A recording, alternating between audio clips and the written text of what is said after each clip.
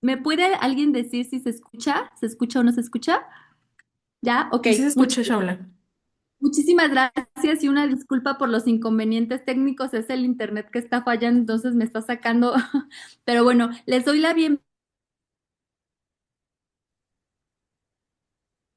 a Multiomics y 4D Metabolomics en estudios multiómicos. Muchísimas gracias al doctor Eduardo Ferat que coordinó amablemente este seminario. Le doy la palabra, doctor. Muchas gracias, Shaula, y buenos días a todas y a todos los que están presentes en este seminario de la coordinación. Sean ustedes bienvenidos. Tengo el gusto de presentar, y seré muy breve en esta introducción, a Aspelaf y Brucker, que van a presentar un seminario muy interesante que es Explorando la vida a escala molecular, soluciones 4D Proteomics y 4D Metabolomics en estudios multiómicos. En esta ocasión está Adriana Malpica, que es gerente de la unidad de negocios de Bruker en Aspelab, y la temática es un tema que es de gran interés para la coordinación y para la investigación actual, que es conocer hallazgos moleculares del laboratorio hacia la práctica clínica y en especial espectrometría de masas y resonancia magnética, buscando identificando biomarcadores para optimizar tratamientos personalizados. De tal manera que para nosotros es de gran interés el tema y yo no quiero quitarle tiempo a los ponentes, tanto al doctor Crescencio Rodríguez, que le doy la bienvenida, y a la doctora Carla Ramírez. Y le cedo la palabra entonces a Adriana Malpica para que haga la presentación correspondiente y apropiada de sus ponentes. Adelante, por favor, Adriana. Muchísimas gracias. Gracias a todos los participantes. Gracias por el espacio, doctor. Estamos muy emocionados de compartir este webinar con ustedes. El doctor Crescencio es un experto en el tema de espectrometría de masas con una especialidad en metabolómica. La doctora Carla es una especialista en tema de resonancia magnética. Y la idea es justamente presentarles todas estas soluciones que tenemos para un tema de medicina personalizada o análisis preclínicos que pueden ser de gran interés en tema de investigación y que en un futuro muy cercano vamos a tener seguramente un tema ya en diagnóstico desarrollado para todos los estudios que el IMSS puede empezar a desarrollar. Entonces, les agradecemos el espacio, estaremos muy contentos de recibir preguntas, comentarios, sugerencias y atentos para cualquier cosa que se les ofrezca. Adelante, doctor Crescencio, gracias. Hola, muchísimas gracias por la presentación. Eh, ¿Me confirman que es posible ver la presentación? Ya, en este momento ya. Perfecto. Bueno, muchísimas gracias a todos ustedes. Espero que esta presentación sea de mucha utilidad, sea muy interesante. Y por favor, si tienen preguntas, pueden irlas colocando en el chat y al final creo que tenemos una buena, bastante tiempo para una buena sesión de preguntas. Eh, yo estoy en Bruker desde hace mucho tiempo, aunque soy de formación QFB, casi me he dedicado más a la parte analítica y bueno, voy a tratar de hacer, de no meterme tanto en la parte técnica de espectrometría de masas, sino más bien en las aplicaciones para que vean lo que ahora se puede hacer con estos instrumentos y bueno, que lo que podría ser de utilidad para todas las investigaciones dentro del área médica. Y bueno, me gustaría comenzar con esta diapositiva, la cual, bueno, muestra un poco el flujo que ya todos conocemos, que todos vimos en nuestras clases de biología, ¿no? De lo que comienza toda la parte del DNA, donde nosotros guardamos nuestra información genética. Pero bueno, ¿qué es lo que ocurre con el DNA? Es algo que está ahí potencialmente, algo que podría pasar para finalmente tener un fenotipo que nos distinga a cada individuo. Y bueno, ahora sabemos que algo importante es cuando se activan los genes, lo que pasa en la transcripción, todo lo que es transcriptómica, que ahora es mucho más importante que, bueno, ya se conocen todos los genes, pero debemos de saber cuándo se activa y qué es lo que activa esto. Entonces, ¿qué es lo que aparentemente ocurre? Y bueno, esto genera las proteínas que son los motores de nuestras células y bueno, lo que realmente van a hacer funcionar o van a crear, en este caso, metabolitos, que finalmente es el producto que nos va a dar muchas características del fenotipo, ¿no? Entonces, por eso es que ahora las ciencias ómicas, que hace muchos años habló de genómica, después transcriptómica, y ahora todos los estudios modernos pues están considerando también que es necesario tener la información de la proteómica y metabolómica. Y bueno, en este sentido, estos tipos de estudios se hacen con instrumentos como son espectrometría de masas o resonancia magnética nuclear, ¿no? Y bueno, comenzaremos la primera parte con lo que es metabolómica. Entonces, bueno, ya vimos que los metabolitos es la parte final de todo este proceso biológico. Entonces, sin embargo, bueno, como todos sabemos, todo este cambio puede, bueno, todos nosotros podemos estar afectados por cambios externos. Obviamente, al tomar una medicina, el ambiente, el medio ambiente en el cual nosotros vivimos, si es contaminado, si es limpio, etcétera. Entonces, todos estos cambios son reflejados inicialmente en los metabolitos y bueno, de ahí podemos ir hacia atrás a las proteínas y finalmente, después de mucho tiempo, a los genes, ¿no?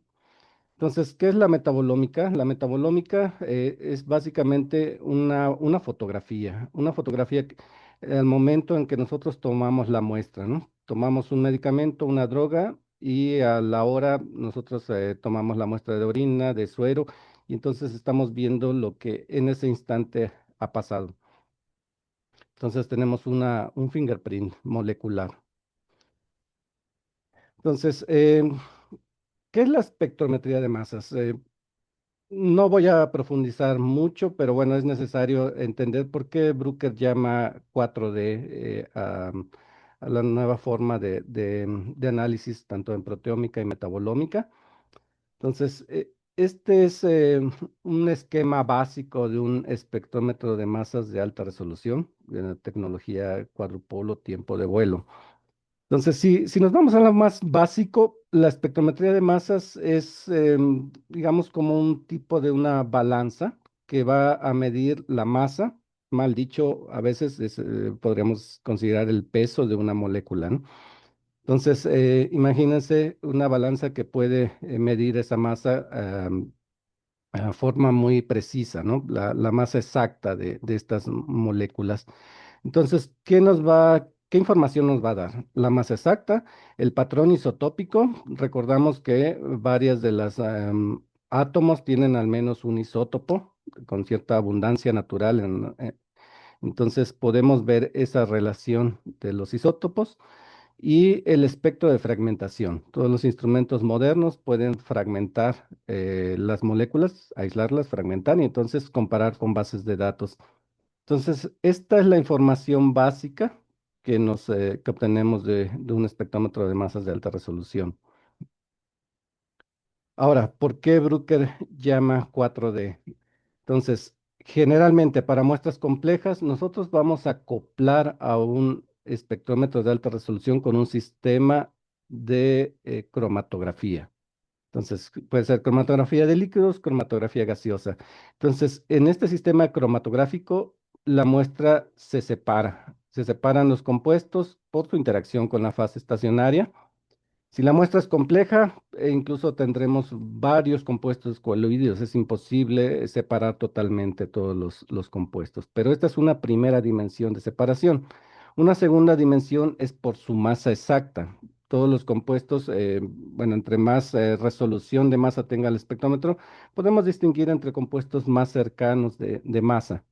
Sin embargo, va a ocurrir en muchas ocasiones que tenemos isómeros, compuestos como estos dos que se muestran aquí, dos flavonoides, quercetín, morina, en el cual solo cambia la posición del OH, pero tienen la misma fórmula molecular. También ocurrirá mucho en azúcares o algunos otros ejemplos que veremos más adelante. Entonces, no importa la resolución de masa que tenga el espectrómetro, al ser la misma fórmula, es imposible separarlos. Generalmente lo hacemos por cromatografía, pero curiosamente algunos compuestos como estos dos coeluyen en cromatografía.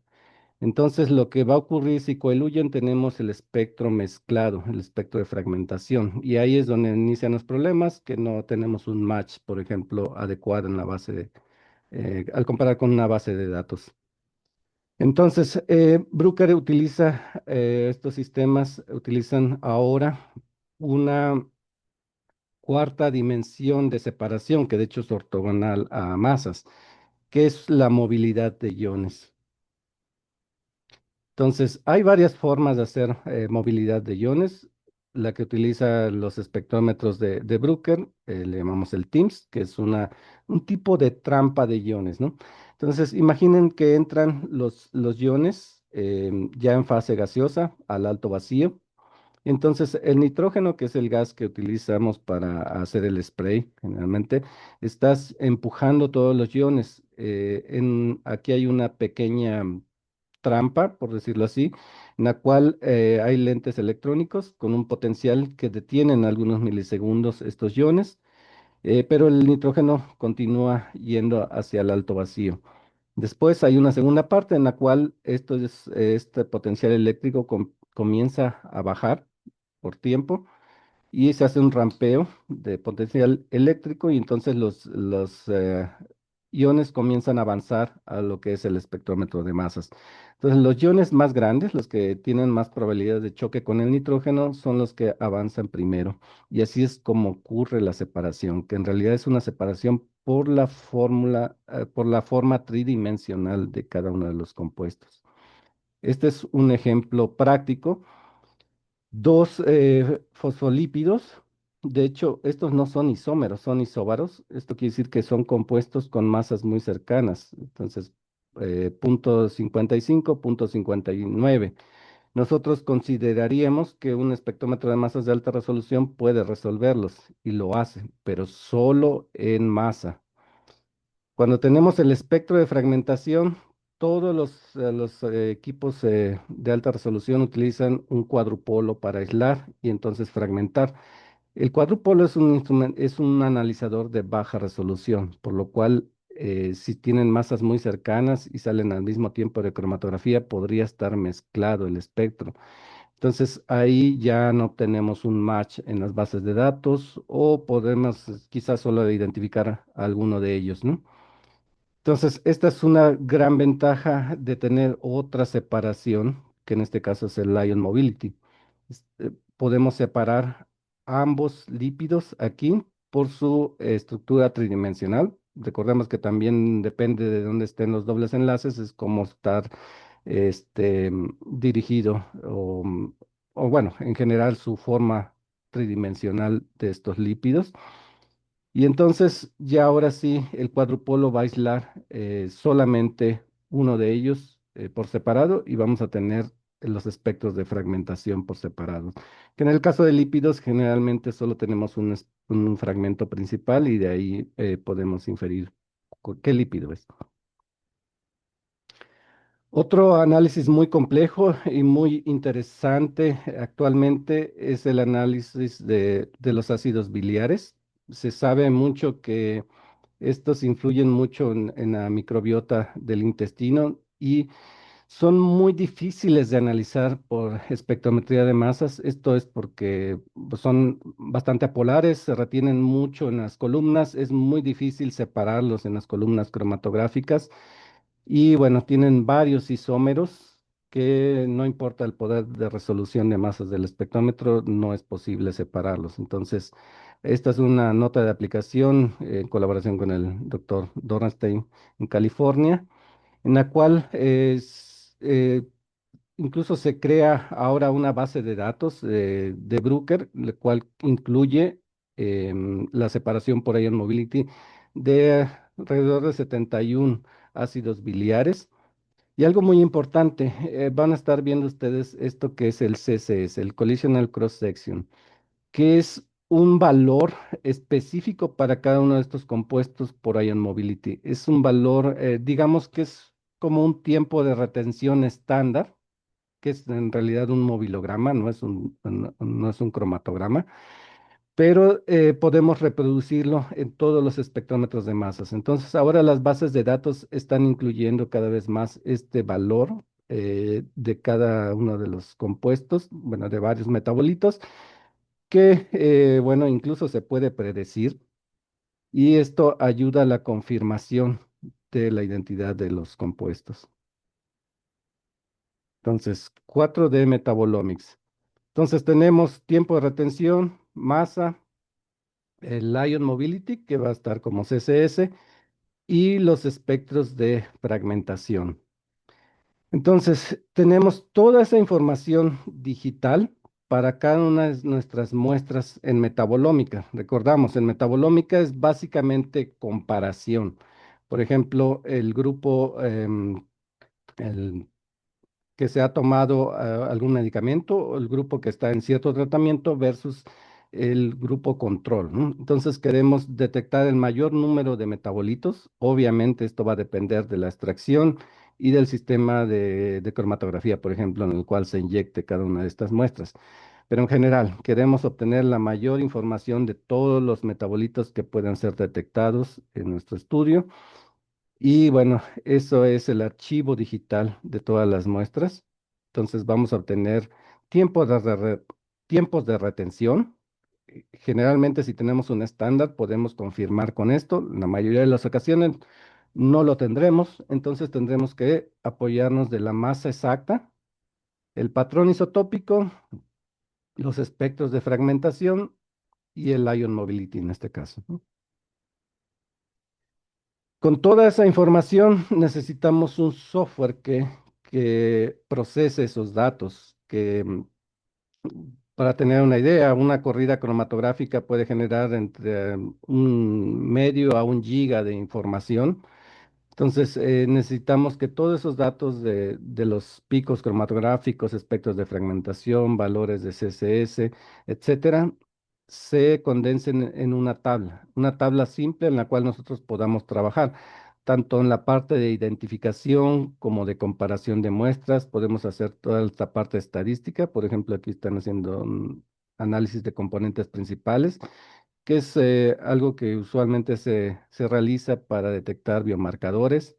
Es interactivo, podemos dar un clic, si el compuesto, podemos ver series de tiempo, los espectros de fragmentación, etcétera, la intensidad, en qué base de datos fue detectada, obviamente la estructura tridimensional si es que ya fue detectado el compuesto. Y tiene muchas herramientas para confirmar la identidad. Por ejemplo, aquí están mostrando una fragmentación in sílico. Entonces, tenemos el espectro de fragmentación experimental y el software calcula qué posibles fragmentos corresponden. Todas las box plot, podemos dar clic. Aquí vemos cómo se comportan. Vemos que esta está disminuyendo, por ejemplo, en distintas series.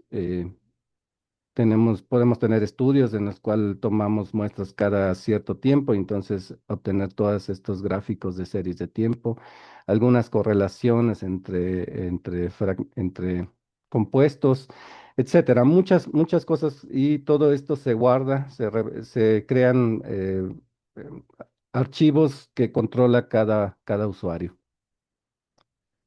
Entonces, ¿cómo confiar en la identidad, en la identificación de estos compuestos? Obviamente, de nuevo, podemos hacerlo por masa exacta. Sin embargo, vamos a tener un alto grado de falsos positivos. Entonces, si aunado a esto tenemos un espectro de fragmentación claro, limpio y que se puede comparar con bases de datos, vamos a poder ir reduciendo los falsos positivos. Y bueno, en este caso también podemos utilizar el CCAS, el Ion Mobility, para tratar de reducir aún más los falsos positivos y confiar plenamente en la identificación del compuesto. Este es un ejemplo de un estudio que se realizó en Alemania con un nemátodo, el C. elegans, que es un modelo de estudio común. eh, en este caso, han modificado algunos genes y han incrementado la vida de ciertos nemátodos. Entonces, querían ver cómo cambiaban los lípidos con los mutantes, ¿no? Entonces, se hizo un positivo, negativo, tenemos la tabla, alrededor de 1000 identificaciones de lípidos. Obviamente podemos tener ahí algunos falsos positivos, ¿no? Entonces, este es un gráfico de análisis de componentes principales, el wild type, el mutante, el control de calidad que debe estar en medio. Entonces, si nosotros damos un clic aquí, vemos el box plot de este compuesto que está identificado como PC4010. Y bueno, está más intenso en el wild type que en el mutante, ¿no? Entonces, lo interesante es ver qué lípido es. Entonces, esto se identifica por comparación con bases de datos, obviamente todo lo que es la masa exacta, etcétera. Y algo muy interesante, nosotros, el software puede predecir cómo se va a mover estos lípidos en el Ion Mobility. Y esta es una diferencia en la predicción a lo que es la parte experimental, menor al 2% de variación, ¿no? Entonces podemos confiar bastante en el algoritmo de predicción del CSS que ahora puede utilizarse para confirmar, de nuevo, como un factor ortogonal, no solo de masas, ¿no? En la identificación de compuestos. Este es otro estudio, de hecho, lo realizó un ex compañero, un amigo mío que ahora está en Canadá. Entonces ellos trabajan con bastantes cosas de metabolómica en plantas. Este estudio lo hicieron con estas abejas. Entonces extrajeron y querían ver los lípidos y algunas feromonas. Entonces, esta es la nueva generación de los instrumentos timsTOF. De hecho, este fue lanzado el año pasado. Y bueno, es el primero en Canadá. Entonces, aquí lo interesante es, en el caso de los lípidos, generalmente los lípidos de cadena larga son fáciles de detectar por espectrometría de masas. Los lípidos pequeños, muy polares, eran muy difíciles de analizar por espectrometría de masas de alta resolución. Y bueno, ahora con estos nuevos sistemas es posible tener una intensidad muy grande en estos lípidos pequeños. Y bueno, esta otra es la parte de las feromonas, que también es interesante bueno, en general para todos los estudios, ¿no? Otra cosa que también se puede hacer por espectrometría de masas es toda la parte de fluxomics. Entonces, por ejemplo, el adicionar algún metabolito, algo marcado isotópicamente y rastrear cómo es que pasa por todo un proceso biológico. Entonces, todo esto obviamente se puede hacer por espectrometría de masas y el software, al menos los software que tiene Bruker, pueden dar este seguimiento. Entonces podemos usar carbono, deuterio o nitrógeno marcado para este tipo de estudios. Otra utilidad también en el área de metabolitos es la predicción de los metabolitos. Al tomar nosotros una droga, lo que excretamos en la orina generalmente es un compuesto más polar, que el cuerpo lo biotransforma para tratar de eliminarlo. Entonces, esta predicción de estos metabolitos puede hacerse directamente, por ejemplo, en el software de Metaboscape. Y bueno, generalmente no tendremos estándares si hacemos comparaciones. Sin embargo, también Bruker ahora tiene colaboración con algunas compañías que hacen estos kits. Entonces podemos tener ya ahora miles de metabolitos disponibles como estándar para, valga la redundancia, estandarizar procesos cromatográficos y hacer estudios clínicos con excelente confiabilidad, ¿no? E incluso ser cuantitativos totalmente. Eh, bueno, este es un ejemplo de la robustez de los instrumentos ahora, los espectrómetros de masa. Esta es una compañía en California que analiza muestras biológicas para varias compañías farmacéuticas y ellos están inyectando una muestra en menos de un minuto. Cada minuto básicamente están inyectando una muestra y obtienen bueno, ya tienen bases de datos para miles de compuestos, pero aunado a esto, pues están detectando todo lo demás en las muestras y toda esta información se la envían para los estudios clínicos enormes que se hacen para nuevos fármacos, por ejemplo. Y bueno, voy a pasar a la parte de proteomics, ¿no? Entonces, de nuevo, tenemos las proteínas y bueno, ¿qué es lo que interesa aquí? Obviamente confirmar lo que se ha visto quizá en el transcriptómica, que se han sub o sobreexpresado ciertas proteínas, pero algo que quizá no se vea también, las modificaciones posttraduccionales, glicosilaciones, etcétera, fosforilaciones, muchísimas otras modificaciones que ocurren ya en un ambiente poco controlado, ¿no? Entonces, el flujo de trabajo, generalmente también vamos a hacer un perfil, detectar la mayor cantidad de proteínas y ver la relación de intensidad. Sin embargo, la preparación de la muestra es distinta. Entonces, lisamos la célula, obtenemos miles de proteínas, después agregamos una enzima que va a cortar esa proteína a péptidos, entonces vamos a tener muchos miles más de péptidos. Entonces se inyecta un sistema cromatográfico y bueno, se separa por cromatografía, masas, fragmentos y el ion mobility, ¿no? De nuevo, 4D. Entonces nosotros podemos ofrecer desde el sistema de preparación, de extracción de proteínas, obviamente el cromatógrafo, columnas, todo lo necesario, el espectrómetro de masas, obviamente, y los software, que aquí también el software cambia la forma en la cual se hace la identificación y la cuantificación de las proteínas. Entonces, esto es lo que vamos a estar viendo en las notas de aplicación, el número de proteínas identificadas. Esto va a ser muy variable dependiendo de qué células se extrajeron, cómo se prepararon, qué columna cromatográfica utilizaron, cuánto tiempo de cromatografía dejaron, etcétera, etcétera, ¿no? Pero bueno, ya el número de identificaciones de, por ejemplo, en células humanas van arriba de 7000 fácilmente. em, Proteínas identificadas y cuantificadas, incluso en columnas cortas con tiempos de análisis muy cortos que ya van, algunas hasta en 5 minutos, un promedio entre 30 a 40 minutos es lo estándar, pero esto dependerá del volumen de muestras, porque no todo es la identificación. Si nosotros queremos un sistema robusto para estudios, por ejemplo, estudios clínicos enormes, ¿no? Donde tenemos muchísimas muestras, muchísimos pacientes y en un día tenemos que analizar muchísimas muestras y obtener la mayor información posible con una robustez muy buena, tanto del sistema cromatográfico como del espectrómetro de masas. Y bueno, los sistemas modernos de espectrometría de masas permiten el análisis de básicamente miles de muestras sin tener que parar y limpiar el espectrómetro de masas en forma manual. Estas fotografías de aquí muestran un poco, bueno, muestra la cantidad la cantidad de muestras que se han analizado sin la necesidad de limpiar internamente el espectrómetro de masas. Entonces, imagínense estas cajitas que son como las puntas de micropipetas. Entonces, todas estas son muestras que se han analizado en algún estudio clínico que ellos tenían. Entonces, ahora se habla mucho de plasma proteómica o proteómica clínica. Ahora realmente es accesible este tipo de estudios en hospitales, etcétera, ¿no?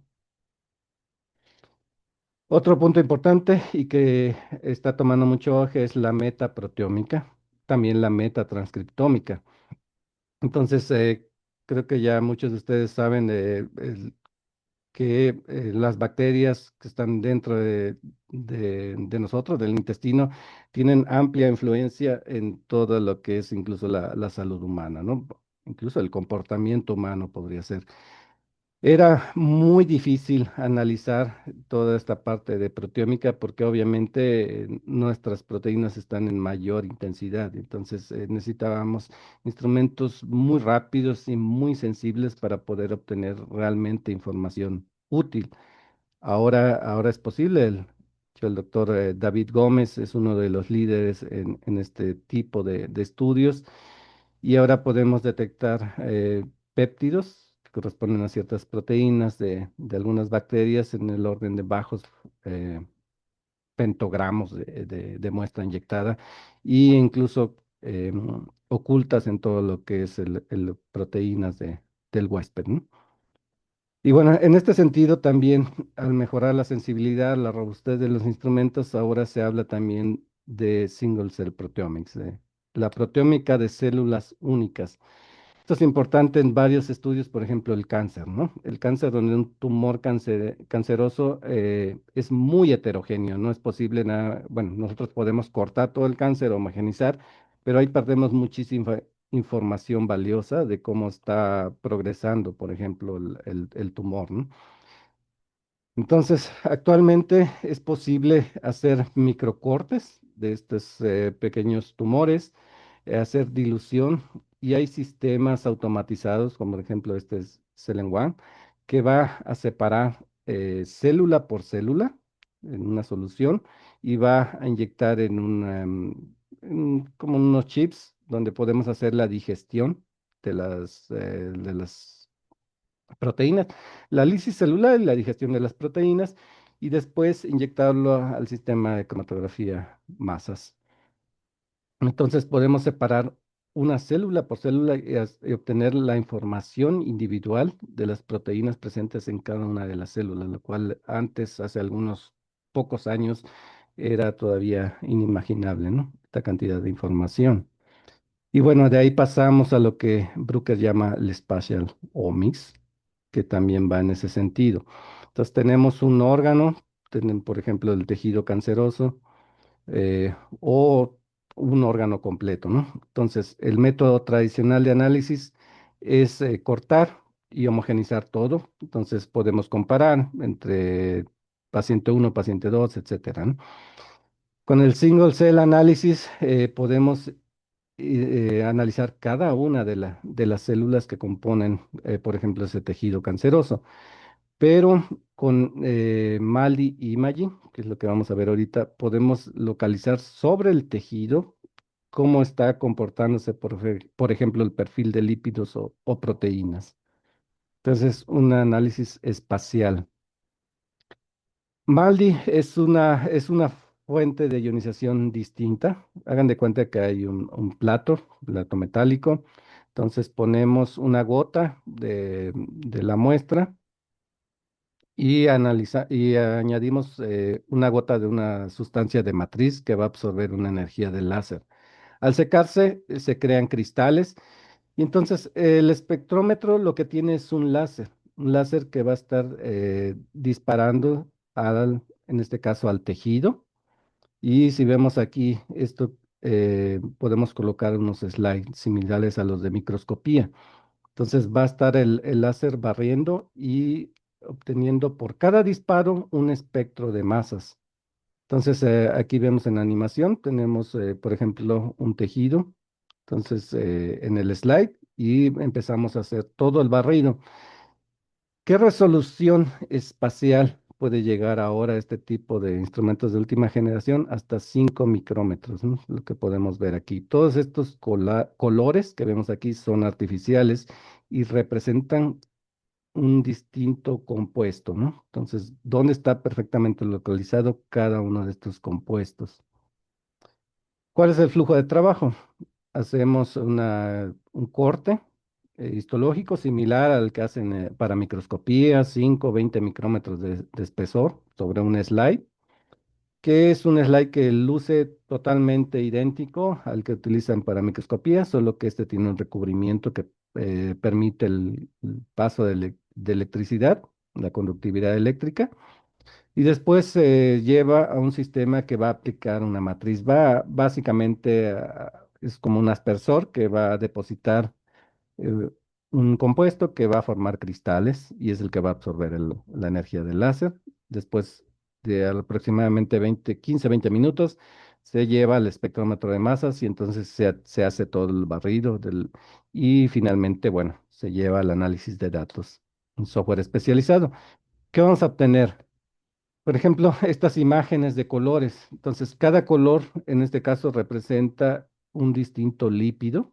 Y aquí, bueno, tenemos un zoom, esta es la escala de 200 micrómetros, y podemos ver conjuntos celulares. Por ejemplo, este amarillo corresponde a este lípido que solo está presente en este tipo de células, ¿no? Entonces, esta es la información que básicamente se obtiene de este tipo de estudios. Aquí de nuevo, un tejido, un proceso de cáncer. Y aquí se muestra mucho la heterogeneidad. Estos colores es otra forma de analizarlos en el software. Nosotros podemos ver, el patólogo puede ver esta imagen que es óptica, obtenida por un microscopio, y bueno, teñida, y entonces decirle, marcar todo lo que es la parte del cáncer y decirle al software que nos busque las diferencias que hay de las moléculas que están presentes ahí, que pueden ser metabolitos, lípidos, algunas proteínas. Y aquí nos dice que todo lo amarillo es similar, pero es distinto a lo azul, ¿no? Entonces vemos lo heterogéneo que puede ser, ¿no? Entonces, de hecho, ahí después podemos llevar este mismo tejido a una microcortadora láser y hacer todo el análisis ya, por ejemplo, aquí hacen de proteómica tradicional, ¿no? Pero bueno, esta información es muy valiosa para varios tipos de estudios. Otra cosa que se puede hacer también es los glicanos, el análisis de glicanos. De nuevo, aquí se ve la parte del fondo, lo que es la imagen óptica, y en los colores es la imagen simulada de los distintos tipos de glicanos, dónde están localizados, en qué intensidad, en qué concentración, por decirlo así, dónde están más concentrados, dónde se localizan en mayor intensidad y es el tipo el efecto del color que se da, ¿no? Entonces todo esto se puede obtener por MALDI y Imaging. Y bueno, obviamente todo eso necesita ser procesado por un software. En el caso de Bruker tenemos un software que llamamos Skills.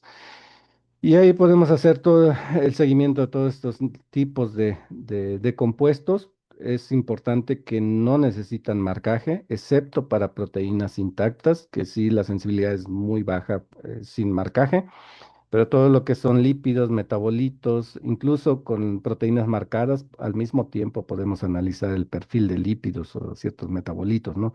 Sin necesidad de hacer más análisis. Y el software soporta información, obviamente, de histopatología, de la imagen óptica, como de otro tipo de estudios que incluso puede ser transcriptómica espacial, ¿no? Entonces es un complemento muy bueno para todo lo que es histología. Y bueno, eso es lo que quería presentar y ahora voy a ceder la palabra a mi compañera. Hola, pues Y al final, bueno, tendremos la sesión de preguntas. muchas gracias, Crescencio, y bueno, gracias a todos Gracias. ustedes. Ahora sí voy a compartirles, solo déjenme ver, ¿están viendo mi pantalla? Ya, Sí, ya. perfecto. Bueno, pues ahora me toca a mí hablarles hoy un poco de resonancia magnética nuclear. Vamos a cambiar un poco de técnica analítica.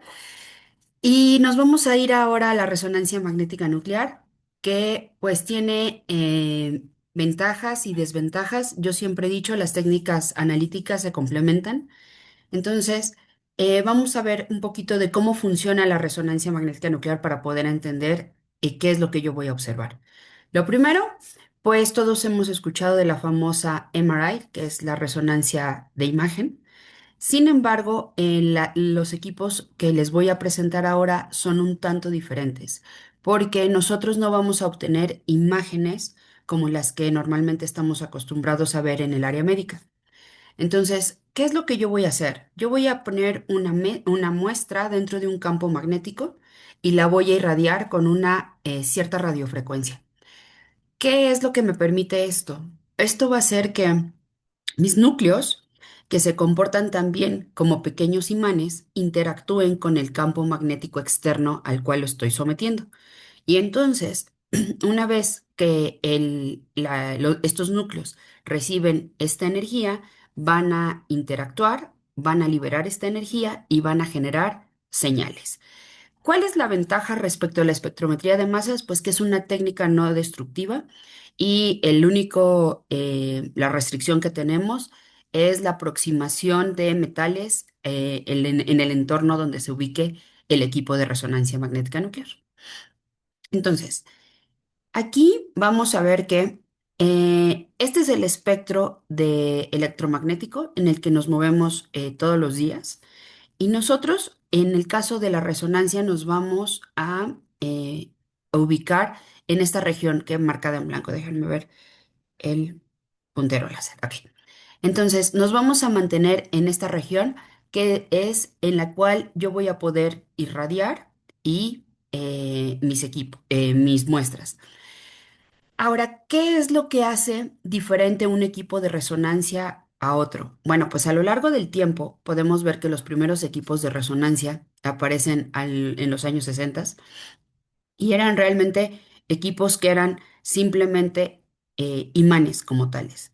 Sin embargo, la investigación que se fue haciendo en todos estos equipos fue llevando al diseño de mejores electroimanes, porque justo es lo que nosotros tenemos, un electroimán. Entonces, vamos a tener un imán que está a baja temperatura y entonces, para poder hacer una homogeneidad en este campo magnético, lo que se ha buscado es hacer diferentes combinaciones en las aleaciones de los metales que se utilizan para todo el metal que sirve para para el embobinado. Y también, pues aquí podemos ver que al principio eran monofilamentos los imanes, después empezaron a ser polifilamentosos. Y entonces nosotros nos encontramos que los primeros equipos de resonancia estaban alrededor de 60 megahertz, pero hoy en día ya tenemos equipos de 1.2 GHz.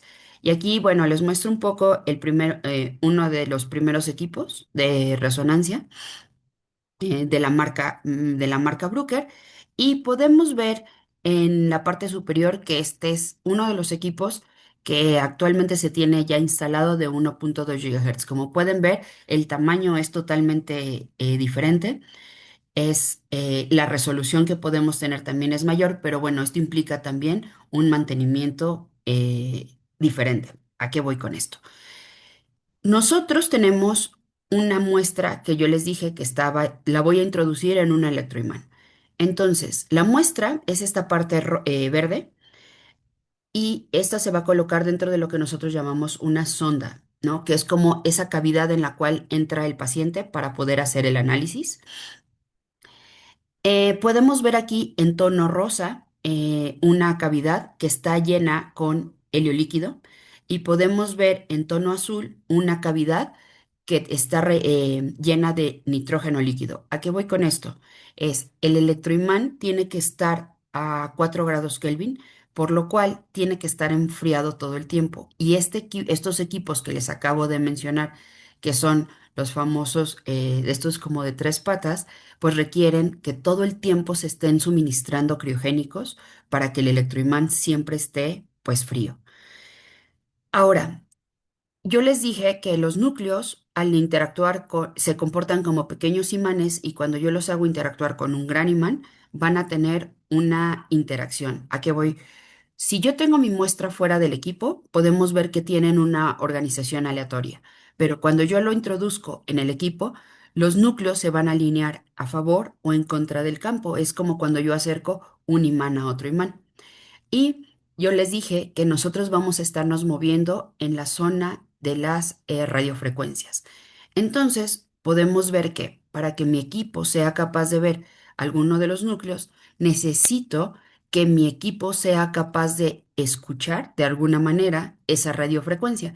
Y entonces es cuando escuchamos que hay resonancia de hidrógeno, de carbono, de flúor, de fósforo, y bueno, hay muchos más núcleos que son magnéticamente activos y que se pueden observar en resonancia magnética nuclear. Entonces, literal, lo que nosotros vamos a hacer es sintonizar nuestro equipo para poder ver el núcleo que yo quiero. Y voy a poder ver el núcleo que más solemos utilizar tanto en investigación como en el área médica, pues es el hidrógeno.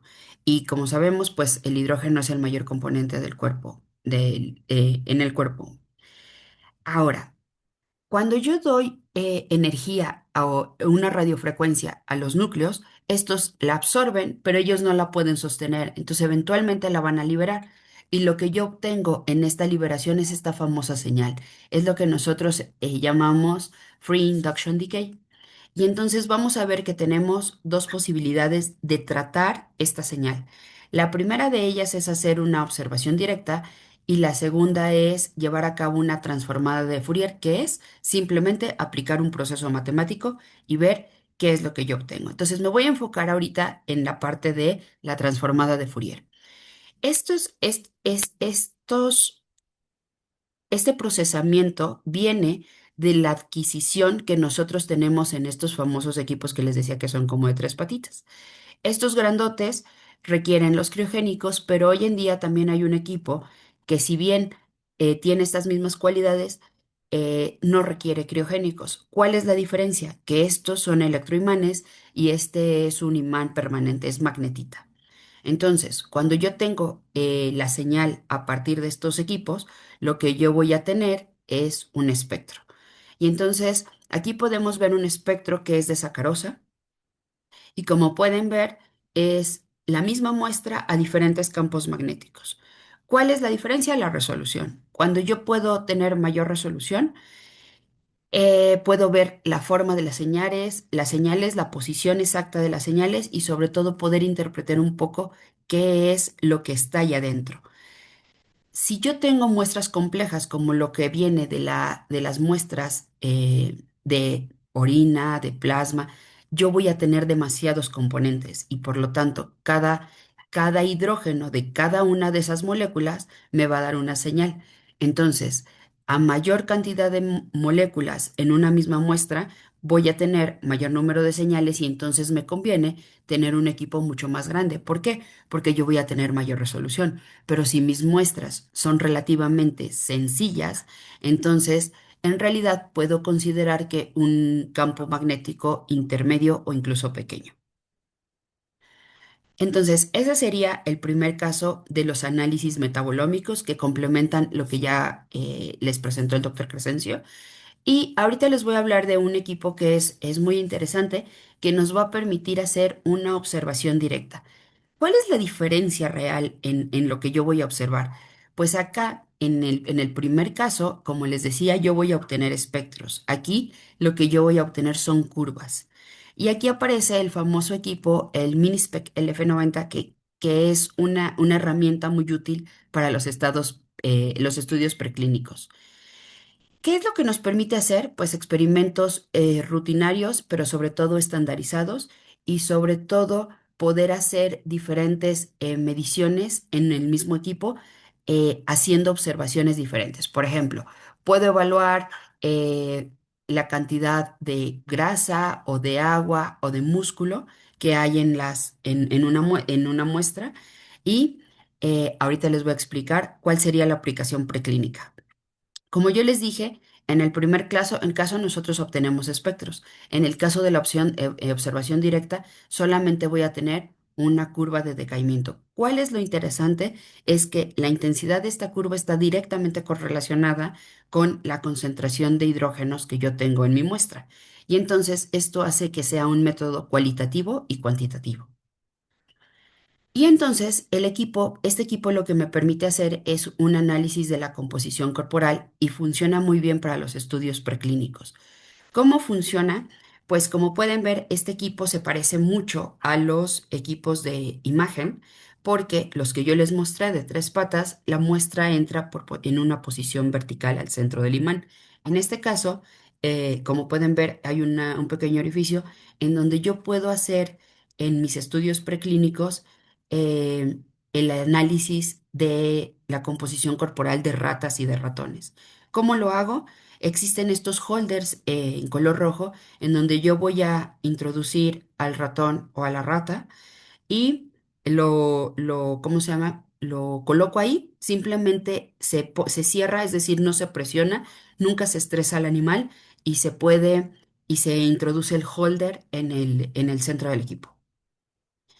¿Qué es lo que yo voy a hacer? Pues voy a poder hacer mediciones en el equipo de la composición del agua libre de la grasa y del músculo. ¿Por qué? Porque cada uno de ellos va a tener un tiempo de relajación diferente. Entonces, de los tres compuestos que yo les acabo de decir, pues entonces yo esperaría tres curvas diferentes. Una que corresponde al fluido libre, otra al de las grasas y la otra al de los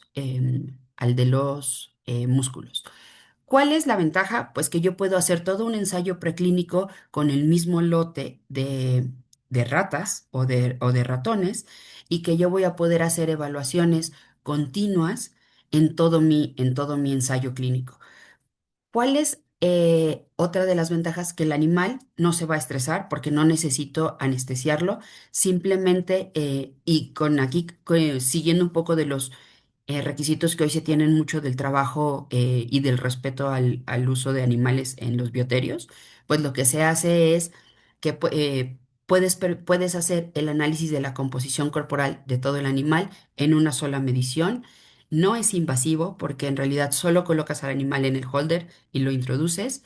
También tiene la posibilidad del análisis de biopsias, entonces si tu estudio requiere el análisis del el riñón, del hígado, lo que sea, se hace la biopsia y hay un holder particular para las biopsias.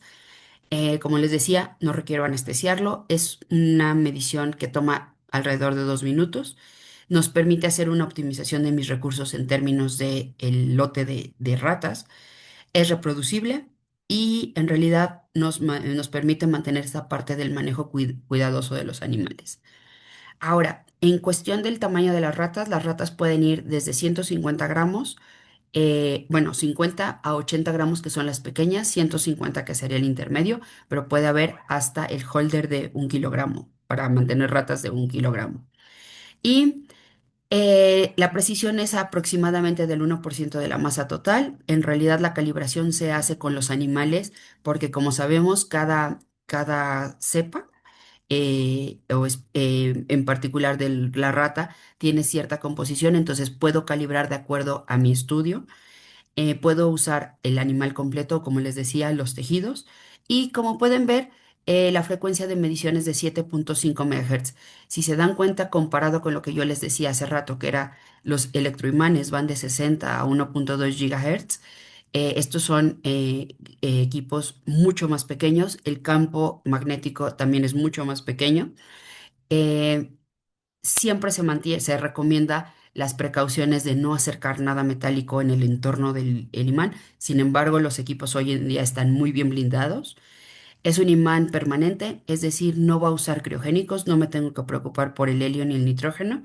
Y el hecho de que yo pueda introducir al animal de forma horizontal, pues también me permite evitar el estrés en los animales. Y pues bueno, eso sería todo por mi parte. Como pueden ver, es una de las herramientas espectroscópicas que hoy tenemos disponibles para poder hacer ensayos preclínicos. Muchas gracias por su tiempo y bueno, con mucho gusto podremos responder las preguntas que haya.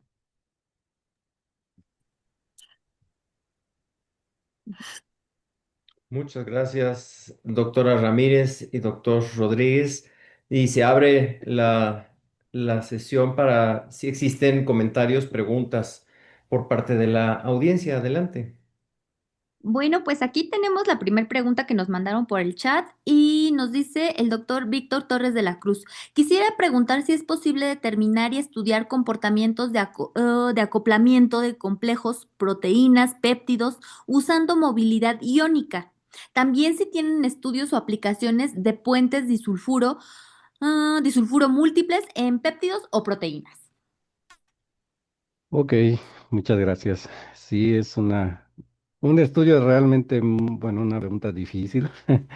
Eh, el acoplamiento de complejos en teoría es posible. El problema es el rango de masas de las proteínas, ¿no?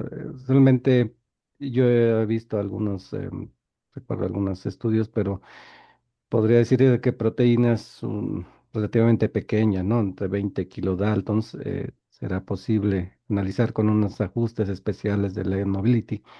Generalmente se hace de forma indirecta, ya sea con total digestión, que es posible definir dónde ocurren a veces estos puentes, o por ejemplo, agregando deuterios y ver los intercambios de deuterio, ¿no? Es muy difícil. En el caso de péptidos, puente de disulfuros, sí, sí es posible por Ion Mobility. Hay varios tipos de estudio. Muchas gracias, doctor. Por acá tiene levantada Bueno, la mano la doctora Claudia Guillén. Ya nada más puede encender su micrófono, doctora Claudia, y ya puede hablar.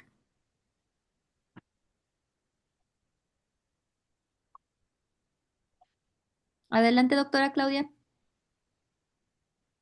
Claudia Castillón. Perdón, yo no sé de dónde me saqué el Guillén. Es Claudia Castillón. ¿Y ya tiene permitido hablar, doctora? Doctora Castillón. Igual en lo que vuelve la doctora, también tiene levantada la mano la doctora Lourdes Andrea Arriaga. Doctora Lourdes, también ya puede hablar. Hola, muy buenos días. Muchas gracias y muchas gracias por esta sesión.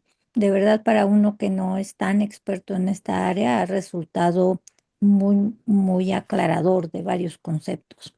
Mi pregunta tiene que ver con cuando uno toma la muestra y la tiene que trasladar antes de prepararla para poder analizar, por ejemplo, el metaboloma. ¿Qué cuidados serían importantes a tener en cuenta? Pensando en temperaturas, en si se necesita poner algún tipo de estabilizador en estas células o demás. Muchas gracias. sí, de hecho eso es muy, muy importante porque en espectrometría de masas se ve todo, ¿no? Y algo que a veces ocurre es utilizar, por ejemplo, recipientes de plásticos que no son los adecuados. Aquí sí puedo mencionar una marca, por ejemplo, Eppendorf, es muy buen plásticos, tanto de puntas como de viales. ¿Por qué? Porque a veces sueltan plásticos o sueltan contaminantes que nosotros los vamos a estar viendo y al hacer un modelo de análisis de componentes principales, vamos a ver un compuesto que sale como biomarcador cuando en realidad es algo exógeno que ocurrió al momento de la toma de muestra o de transportación de muestra, ¿no? Entonces, generalmente las muestras biológicas, entre menos interacción se tenga, es mejor. Por eso los instrumentos actualmente casi es como diluir o tratar de diluir con algo e inyectar. Todos los cuidados especiales, utilizar guantes, generalmente sí, llevarlo a frío, mantenerlo frío, incluso congelarlo si es que se va a hacer para que evitar también la degradación de los metabolitos, ¿no? Muchos de ellos toleran bastante bien, pero algunos otros se comenzarán a degradar y entonces nos va a dar un resultado falso en nuestros estudios. En el caso de proteómica ocurre mucho que la parte de la queratina de la piel también llega a interferir, entonces estamos detectando mucho esa proteína, ¿no? Pero bueno, sí, hay que tener muchísimo cuidado en la toma de muestra, en la transportación para evitar este tipo de problemas, ¿no? Muchas gracias. La doctora Verónica Ponce nos pide, ¿podría comentar más sobre la transcriptómica espacial? Ok, bueno, yo no conozco tanto, sé que hay algunas compañías que lo hacen, no, Bruker no hace este tipo de estudios, más bien las compañías que hacen la parte de genómica, de toda esta secuenciación, pero lo que sí sé es que nuestro software puede tomar esas imágenes que se obtienen de estas otras compañías, ¿no? Entonces, hay gente que está haciendo ahora esta parte de transcriptómica espacial e incluso de single cell, también de transcriptoma de células únicas. El mismo instrumento que separa las células que vimos en la presentación para proteómica puede hacerlo, o puede utilizarse para hacer toda la parte de transcriptómica. Pero bueno, no podría comentar un poquito más porque desconozco un poquito esta técnica, porque más bien es otro fabricante la que lo produce.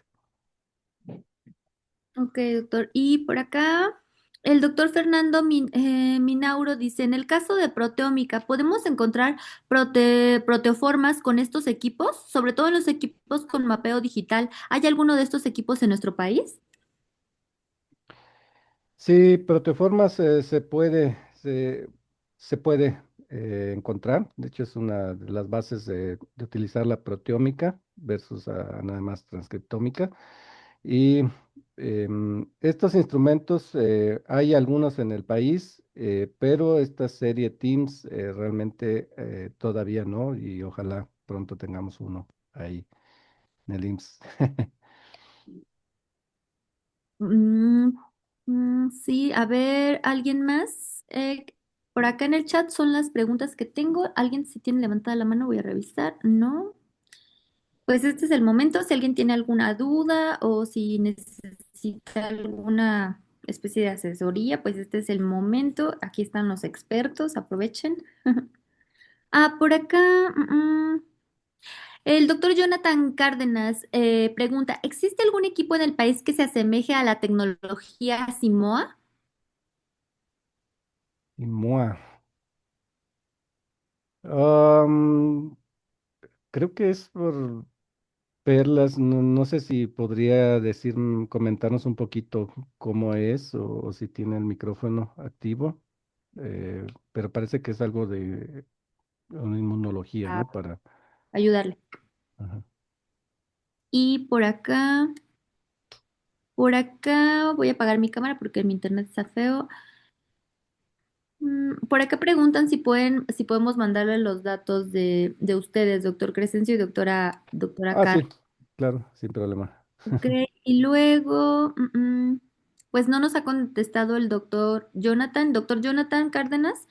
Si nos puede especificar, por favor, a qué se refiere con Simoa para que el doctor Crescencio le pueda asesorar.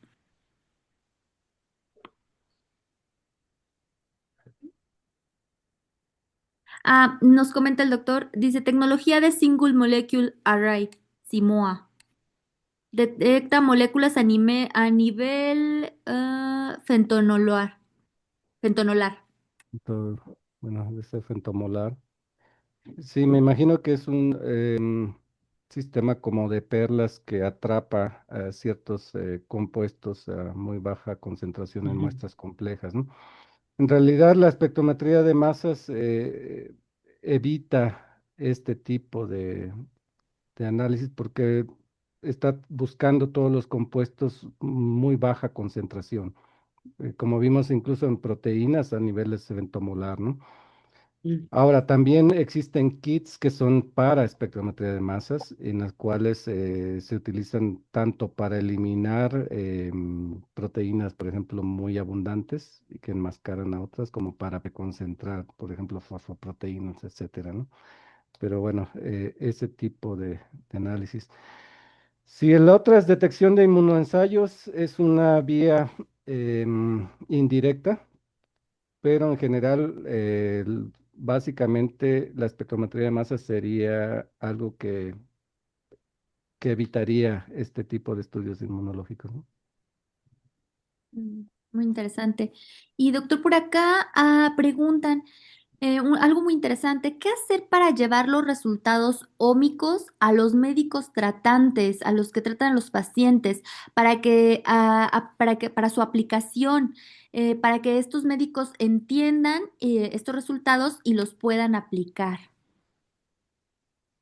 Wow, eso sí es difícil para mí.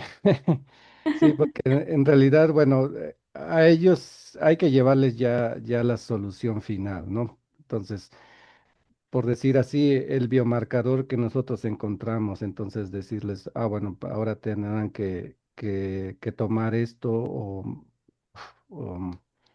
o evitar algo, evitar hacer algo para que todo mejore, ¿no? Pero bueno, ellos sí solamente es lo final, la investigación final, la conclusión final, lo que tendremos que llevarle, ¿no? Toda esta parte que vimos, pues corresponderá a toda la investigación dentro del IMSS, ¿no?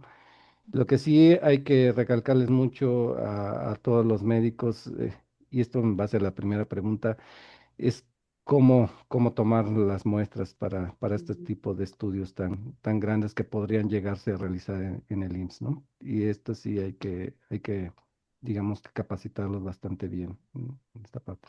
Pero bueno, al final, pues ya es solamente la conclusión de todos los estudios, ¿no? Algo muy dirigido. Muy interesante, doctor. Por acá, ay, tenía la mano levantada alguien y ya se me arrepintió. Y déjame ver si hay más preguntas en el chat. Mm. La doctora Begoña López tiene levantada la mano. Doctora Begoña, adelante. Encienda su micrófono, por favor. Hola, ¿me están escuchando? Sí, doctora, adelante. Sí. Hola, nada, solo para completar un poco lo que el doctor Crescencio estaba diciendo. Hoy en día, este tipo de aplicaciones en los laboratorios en Estados Unidos ya lo tienen instalado y, eh, y entonces ellos usan esto como parte de- de los análisis que hacen en su rutina, ¿no? Entonces sí que hay investigación que está siendo hecha ya en los hospitales, tanto desde la parte de metabolómica, donde pues bueno, hay muchísimas áreas de aplicación, en el área de proteómica, a lo mejor mucho viendo mecanismos de acción, rutas que están reguladas para arriba o para abajo. También en imagenología y en trabajar con spatial omics, que sería tomar una parte del tejido, cortarlo y analizar esa parte de proteómica y metabolómica. Y todo esto integrado ya en un proceso de trabajo y, por ejemplo, a lo mejor utilizando las muestras de pacientes y de cortes de tejido y de repositorios que ya existen en los departamentos de patología. Entonces, esto es una cosa que es muy útil. Hay muchas publicaciones en toda este área clínica y hay muchas posibilidades eh, de colaboración, ¿no? Sí. De hecho, bueno, algo que todavía se utiliza mucho, sobre todo en las clínicas, son las pruebas inmunológicas o de colores, por la rapidez, la sencillez que conlleva esto, ¿no? Entonces, ahora con los espectrómetros, con la realmente capacidad de los espectrómetros de analizar muchísimas muestras, pues ya pensaríamos incluso de tenerlos en áreas clínicas, como menciona Begoña, en Estados Unidos se hace. Y un ejemplo clásico podría ser, por ejemplo, el tamiz neonatal, ¿no? Entonces, anteriormente solo se veían ciertas moléculas que podrían ser por otro sistema que no fuera espectrometría de masas. Ahora creo que ya todo el interés está más ampliado, que ya tiene que ser por espectrometría de masas, pero aún así sería muy interesante que adicionalmente a lo que está en el tamiz viéramos muchos lípidos más, ¿no? Muchos compuestos más. Y esto es lo que ofrecería un espectrómetro de masas de alta resolución, estos de última generación, ¿no? El no perder esa información que sería valiosa para todos nosotros.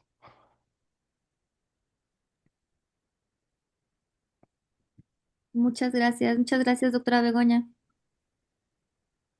Por acá la doctora Elizabeth Caballero nos comenta, doctor Ferat, ¿cómo se puede participar como médico clínico si se quisiera realizar algún estudio en pacientes en nuestras áreas? Es decir, ¿cómo contactarlos? Pues sí sería a través de la coordinación de investigación, pero si gusta, doctor Ferat, si gusta agregar algo. Pues básicamente nosotros pasamos los datos tanto de la doctora Ramírez como del doctor Rodríguez. Y yo para cerrar estos comentarios y un poco más hacia lo que dice la doctora Begoña, a mí me gustaría que en un futuro, quizá no tan lejano, pudiéramos tener otro seminario por parte de ustedes y entonces sí hacerlo completo como la introducción se había dicho, hacerle el aterrizaje a las aplicaciones clínicas, porque hoy lo que se está viendo y lo que se había de alguna forma propuesto es llevar este conocimiento desde lo molecular a aterrizarlo a lo clínico. Y hoy en el Instituto Mexicano del Seguro Social lo que queremos es justo eso, llevar el beneficio de la tecnología para el bienestar de nuestros pacientes utilizando la tecnología de punta. Entonces, la propuesta será en un futuro no tan lejano que hagamos esta presentación en donde alguien pueda aterrizar todos estos conocimientos, tanto de resonancia magnética como de espectrometría para el uso clínico y evidentemente así podemos fomentar por un lado la investigación, pero que siempre sea aterrizada a mejorar la precisión diagnóstica, el apuntalamiento hacia la orientación terapéutica, que creo que son los fines últimos. Yo creo que con esto podemos dar por concluido, si no hay ninguna otra pregunta o algún otro comentario, agradecerles, por supuesto, a los invitados, a la doctora Ramírez, al doctor Rodríguez y a Adriana, por supuesto, por su tiempo, por la presentación de esta tecnología que sin duda es innovadora a nivel mundial y tendrá aplicaciones o grandes aplicaciones, como todos los desarrollos tecnológicos que han surgido y que al final encuentran un acomodo en la práctica clínica. Y esta es nuestra propuesta para ustedes en un futuro y espero que nos podamos ver pronto. Y a todos los que estuvieron acompañándonos en este seminario, agradecerles también por su presencia y nos vemos después. Shaula, te dejo la palabra. Muchísimas gracias. Nada más complementar lo que está diciendo el doctor Eduardo. Muchísimas gracias a todas a las presentes, a todos los presentes por conectarse en tiempo informal al seminario. Nos vemos en 8 días y muchísimas gracias, Adriana, por ayudarnos a coordinar al doctor Crescencio y a la doctora Carla. Muchas gracias, que estén muy bien. Gracias por compartir su conocimiento. Nos vemos de hoy en 8. Gracias. Gracias, hasta Bonito luego. día.